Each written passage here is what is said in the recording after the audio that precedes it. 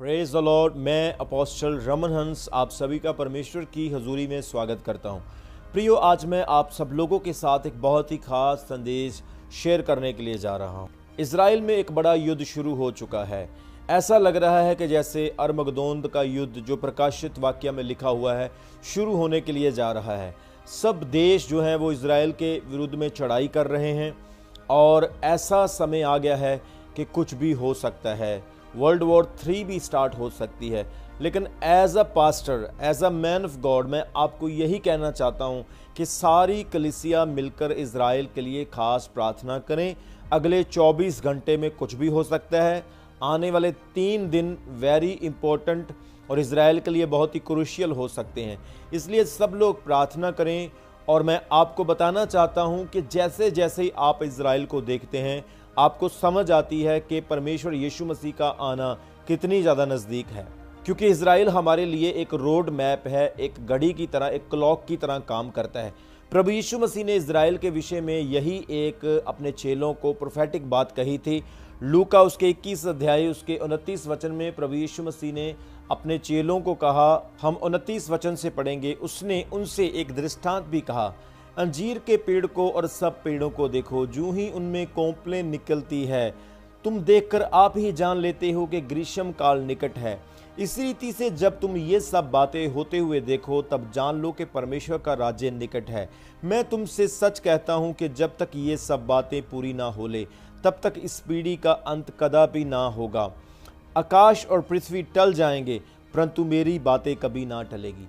परमेश्वर यीशु मसीह ने कहा कि जब तुम पेड़ को देखते हो, अंजीर को देखते हो, उसके ऊपर कोंपलें निकलती है, तो इससे तुम अंदाज़ा लगा लेते हो कि ग्रीष्म काल यानी फल का समय निकट आ चुका है। इसी तरह से इजराइल के हालातों को देखकर तुम जान सकते हो कि यह समय कहाँ जा रहा है और यीशु मसीह का आना कब होगा। मेरे प्रियो, आज इजराइल में जितने भी युद्ध हो रहे हैं, यह युद्ध हमें दिशा दिखा रहे हैं कि बाइबल की बातें सच हो रही है और परमेश्वर यीशु मसीह का आना नज़दीक है। कलीसिया के लिए ये गुड न्यूज़ है कि उनका परमेश्वर जल्दी ही आने वाला है। मेरे प्रियो, इसमें सबसे ज़्यादा दिलचस्प बात यह जानने वाली है कि इजराइल में तीसरा मंदिर बनने के लिए तैयारी हो रही है। और आपको बताना चाहता हूं कि सबसे पहला मंदिर दाऊद के बेटे सुलेमान की ओर से शुरू किया गया था। मैं बताना चाहता हूं, जब सुलेमान ने इस मंदिर को, तो बेबीलोनियन के द्वारा इस मंदिर को तोड़ दिया गया था, नाश कर दिया गया था। उसके बाद जब इजरायलियों को बंदी बनाया गया और उन्हें बेबीलोन में लेकर जाया गया तो साइरस राजा की ओर से उन्हें छुड़ाया गया। फिर 20 BC में हेरोद द ग्रेट किंग के द्वारा दूसरा टेंपल बनाया गया। और दुर्भाग्य की यह बात है कि 70 AD में रोमी साम्राज्य के द्वारा उस दूसरे टेंपल को, मंदिर को भी तोड़ दिया गया, उसका नाश कर दिया गया। मेरे प्रियो, यहूदी लोग, इजरायली लोग इस बात के लिए चिंतित थे कि हम मंदिर क्यों नहीं बना पा रहे हैं, बार बार हमारा टेंपल क्यों टूटता जा रहा है, क्या हमारे अंदर कोई कमी है, हमने कोई पाप किया है। इस विषय के ऊपर बात करने के बाद, बहुत ज़्यादा मेडिटेट करने के बाद, डिस्कशन के बाद, उन लोगों को इतिहास पढ़ने के बाद पता चला कि उन लोगों को एक सैक्रिफाइस करना होगा, एक बलिदान करना होगा, जिस बलिदान से परमेश्वर प्रसन्न हो और यह थर्ड टेंपल दोबारा से बना सकें।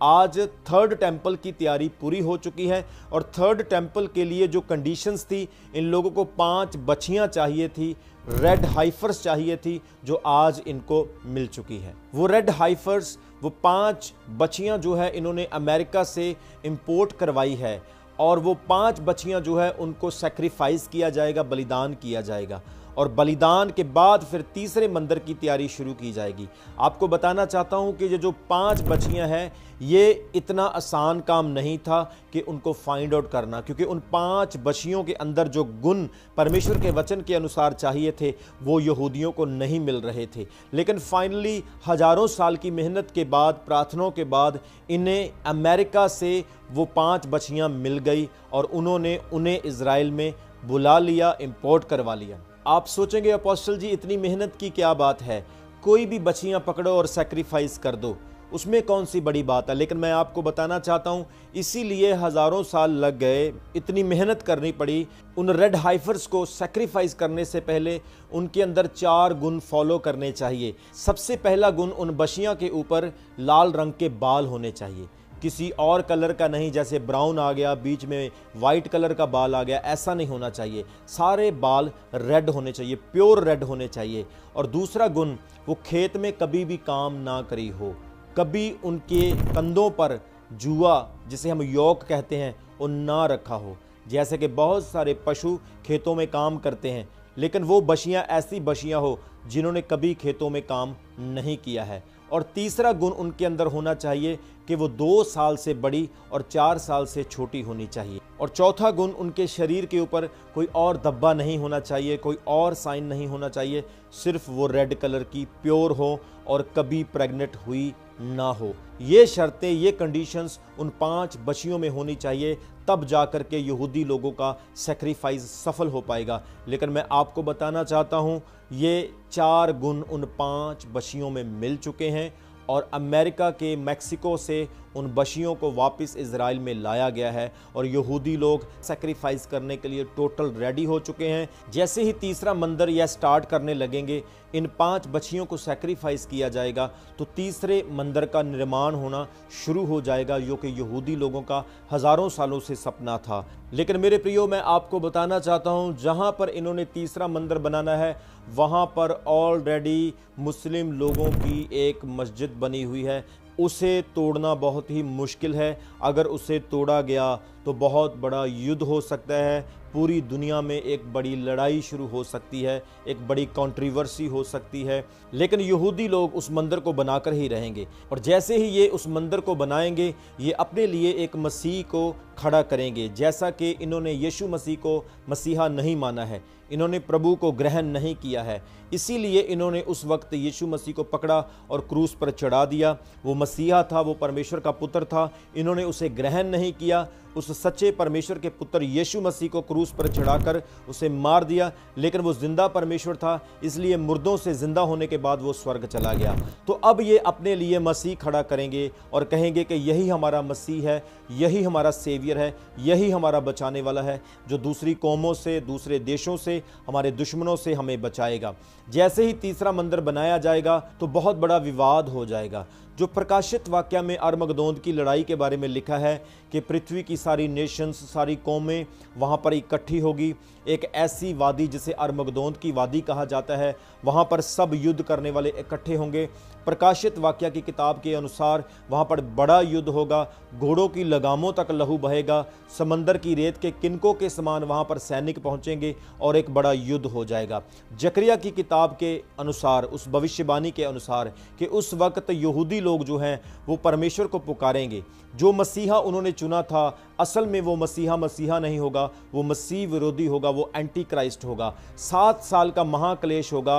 वो मसीह विरोधी 3.5 साल तो अच्छे काम करेगा यहूदियों को खुश करने के लिए, लेकिन 3.5 साल के बाद वो चेंज हो जाएगा, बदल जाएगा और वो यहूदियों के खिलाफ ही बुरे काम करेगा और यहूदी एक बड़े खतरे में आ जाएंगे। और जकरिया नबी की भविष्यवाणी के अनुसार उस वक्त यहूदी लोग तौबा करेंगे, पश्चाताप करेंगे और यीशु मसीह से माफ़ी मांगेंगे और यीशु मसीह के सामने हाथ उठाकर कहेंगे कि हे परमेश्वर, हे हमारे प्रभु, तू ही हमारा मसीहा है, हमने तुझे नहीं पहचाना, हमने तुझे क्रूस पर चढ़ा दिया, इसलिए हमें माफ़ कर, हमारे पापों को क्षमा कर, हम तुझे अपना मसीहा मानते हैं। और बाइबल कहती है, जकरिया नबी की भविष्यवाणी के अनुसार उसके 14 अध्याय में लिखा है कि उस वक्त प्रभु यीशु मसीह यतून के पर्वत पर उतरेंगे। वो यतून के पर्वत पर अपना पैर रखेंगे और वो पर्वत फटकर 2 हिस्सों में हो जाएगा, बीच में से सूखा रास्ता निकल जाएगा और जितने भी लोग हैं उस रास्ते से भागकर पार चले जाएंगे और यीशु मसीह यहूदी लोगों को बचाने के लिए आएंगे, क्योंकि यहूदी लोग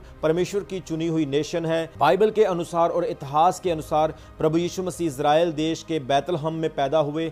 इसी तरह से वो ज़मीन, वो देश एक वाचा का देश है जो खुदा ने अब्राहम, इसहाक और यकूब को देने का वायदा किया था और वहाँ पर प्रभु यीशु मसीह दाऊद के कुल से पैदा हुए। ये भी एक वाचा थी, एक प्रॉमिस था।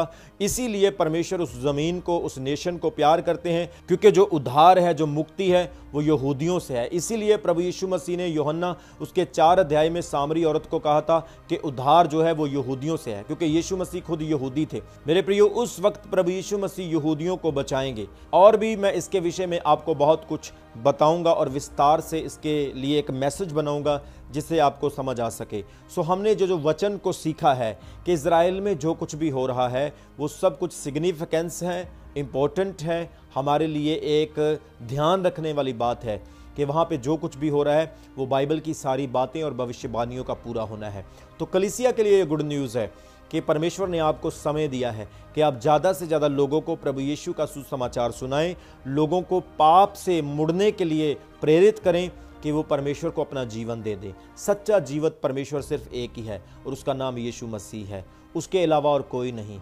आने वाला यीशु मसीह है, राज्य करने वाला यीशु मसीह है और राजाओं का राजा और प्रभुओं का प्रभु यीशु मसीह है। तो सब लोग तैयार रहें, प्रार्थना करते रहें, इज़राइल के लिए प्रार्थना करें, अपने परिवार के लिए प्रार्थना करें, अपने उद्धार को ना खोएं, अपनी मुक्ति को लॉस्ट ना करें, बने रहें। परमेश्वर बड़े काम आपकी लाइफ में करने जा रहा है, यीशु मसीह के नाम में, आमीन। अभी हमारे चैनल को सब्सक्राइब करें। हमारे चैनल का नाम है रमन हंस मिनिस्ट्रीज और नीचे दिए गए बेल आइकन पर प्रेस करें। आप हमें फेसबुक पर भी फॉलो कर सकते हैं। हमारा फेसबुक पेज है रमन हंस मिनिस्ट्रीज। हमारा प्रेयर लाइन नंबर है 0160500800।